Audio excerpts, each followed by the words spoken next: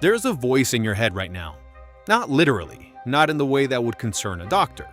But there's a running commentary happening, processing these words, maybe evaluating them, perhaps already forming an opinion. That voice is so constant, so familiar that most people never question it. It's just there, the background hum of being a conscious person. But when you actually stop and ask what it is, where it comes from, and what it's doing, the answers are genuinely strange. Because the inner voice turns out to be one of the most studied and least understood phenomena in cognitive science. And there's a detail about it that shocks almost everyone when they first hear it. Not everyone has one. Some people have no inner monologue at all, no running verbal commentary, no voice narrating their experience, and they're often just as surprised to discover that other people do have one, as the inner monologue people are to discover that some don't. This came to widespread public attention around 2020, when a series of viral social media posts prompted a wave of people suddenly realizing that their experience of thinking was fundamentally different from other people. Some people think in words, some think in images, some in abstract feelings or impressions that never quite become verbal, and most had simply assumed everyone else was doing it the same way they were. So let's start with the basics. What is the inner voice, and what do we actually know about how it works? The technical term for the inner voice in psychology is inner speech, and it's been studied seriously since the early 20th century, when the Soviet psychologist Lev Vygotsky proposed that inner speech develops from external speech in childhood. Children first talk out loud to regulate their behavior. You'll hear a small child narrating what they're doing as they do it. And gradually, this external narration is internalized. The voice goes inside. Vygotsky called it egocentric speech becoming inner speech. The child saying out loud, "Now I pick up the block, now I put it here," eventually becomes the adult's silent internal version of the same thing. The voice doesn't disappear, it just stops being audible to anyone else. Modern neuroscience has largely confirmed this picture and added a lot of detail.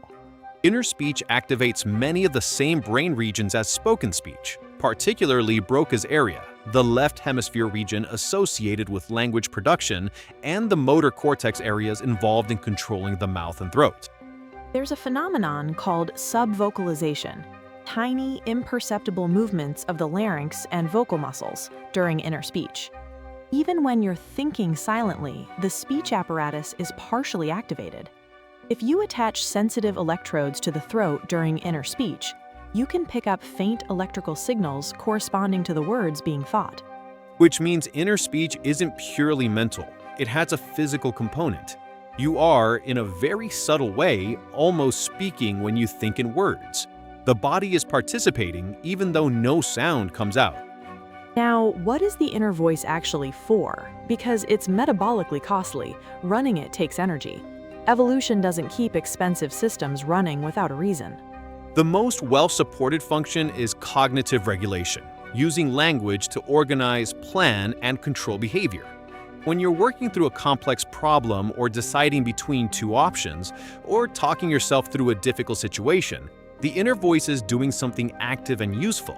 It's not just narrating, it's structuring.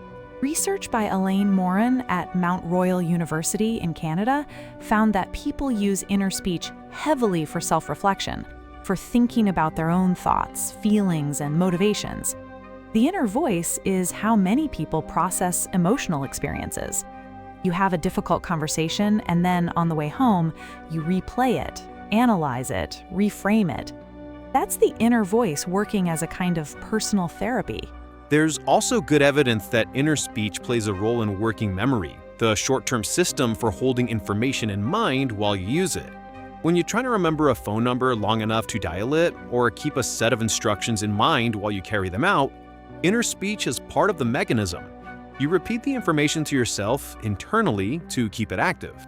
This is called the phonological loop, a component of working memory that maintains verbal information through a kind of internal rehearsal. And damage to the brain regions that support inner speech can impair working memory for verbal material in predictable ways. But here's where it gets philosophically interesting. Is the inner voice the same as thought, or is it just one way of thinking among several? The evidence strongly suggests the latter. There are many forms of thought that don't involve language at all. Visual thinking, rotating objects in your mind, navigating spatially, recognizing faces. Emotional processing, the immediate felt sense of a situation before you've put words to it.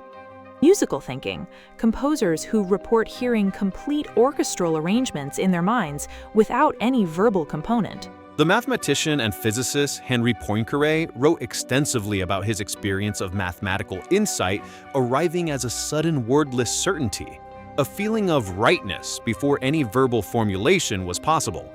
Einstein famously said his thinking was primarily in images and feelings, and that words came later as a translation of something that had happened non-verbally. So the inner voice is a tool, a very useful, very common tool, but it's not the entirety of thought.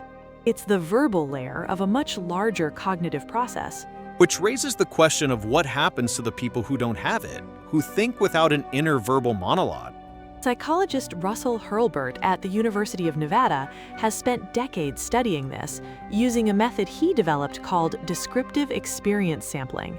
Participants carry a beeper that goes off at random intervals throughout the day. Each time it beeps, they immediately describe whatever was in their conscious experience at that exact moment. What Hurlburt found was that inner speech, the verbal monologue, is far less universal and far less constant than most people assume.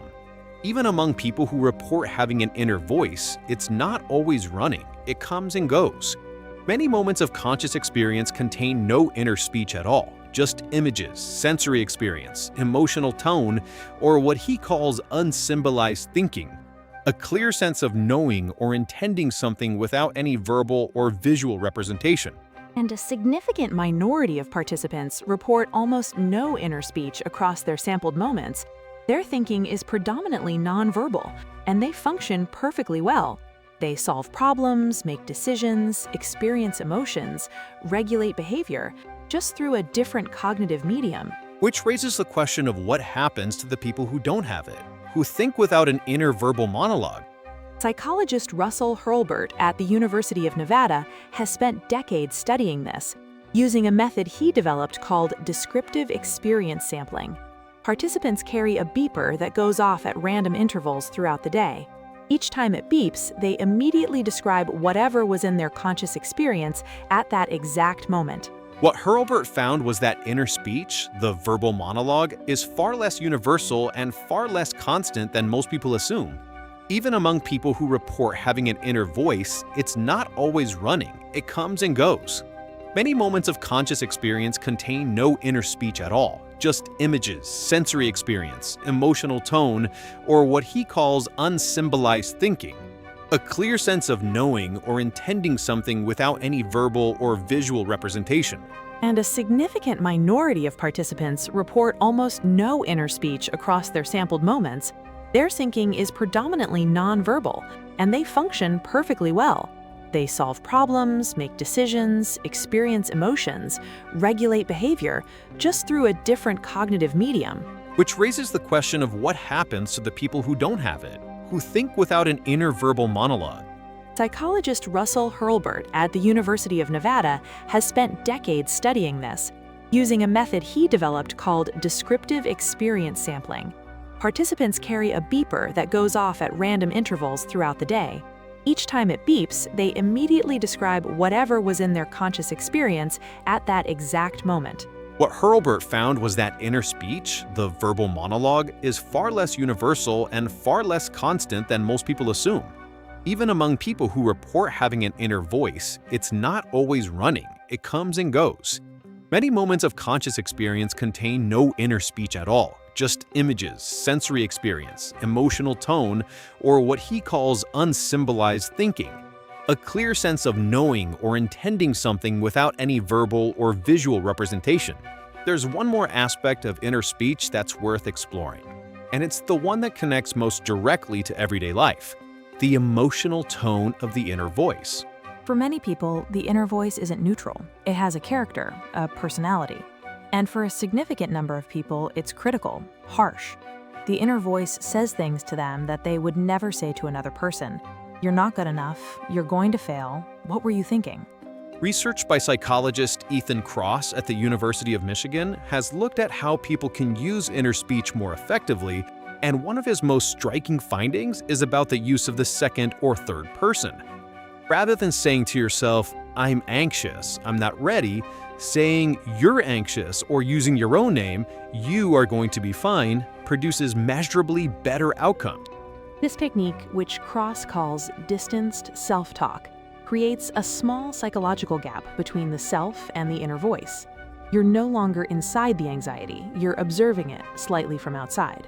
And that distance reduces the intensity of the emotional response and improves the quality of the self-advice. Elite athletes and performers use this instinctively.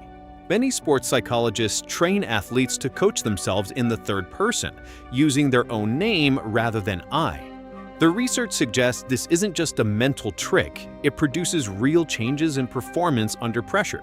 So the inner voice is not just a passive narrator, it's an active participant in how you feel, how you perform, and how you understand yourself.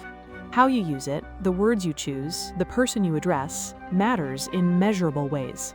We've gone from "why do we talk to ourselves" to Vygotsky in child development, to subvocalization and the physical reality of inner speech, to Einstein thinking in images, to the people with no inner voice at all, to how saying your own name to yourself can reduce anxiety and improve performance, which is a very satisfying journey for a question most people have never thought to ask. It really is. The inner voice in your head is stranger, more varied, and more powerful than you probably realized. Thank you for listening to The Why Behind Everything. Please do subscribe on YouTube if you haven't already. It helps enormously.